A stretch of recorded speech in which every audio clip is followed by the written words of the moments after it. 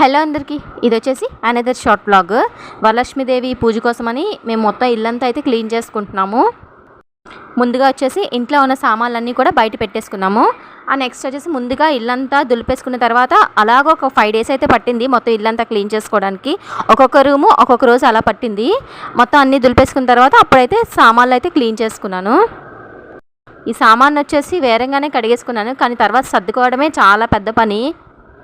ఇంకా కిచెన్లో కూడా మనం గ్రాసరీస్ వేసుకుంటాం కదా, ఆ డబ్బాలు కూడా అవన్నీ కూడా ముందు రోజే క్లీన్ చేసుకున్నాను. ఇంకా అవి క్లీన్ చేసేసిన తర్వాత హాల్లోకి వచ్చేసి టెడ్డీ బేర్స్ అవి కూడా వాష్ చేసుకొని ఇంకా ఆ రోజు అవి కూడా పెట్టేసుకున్నాను. ఫైనలీ నేను సాటర్డే పని స్టార్ట్ చేస్తే ఆ మొత్తం అయ్యేసరికి ట్యూస్డే వరకు పట్టింది. ఇంకా ఈరోజు వెడ్నెస్డే వచ్చేసి ఇంకా పూజా రూమ్ కూడా మొత్తం అవన్నీ కూడా టైల్స్ అవన్నీ కూడా క్లీన్ చేసి దేవుడు పట్టాలు అవి కూడా తుడిచేసుకొని వాటికి పసుపు కుంకుమ బొట్లు అయితే పెట్టేసుకున్నాను. ఫైనల్లీ మా పూజకి అయితే ఇల్లంతా కూడా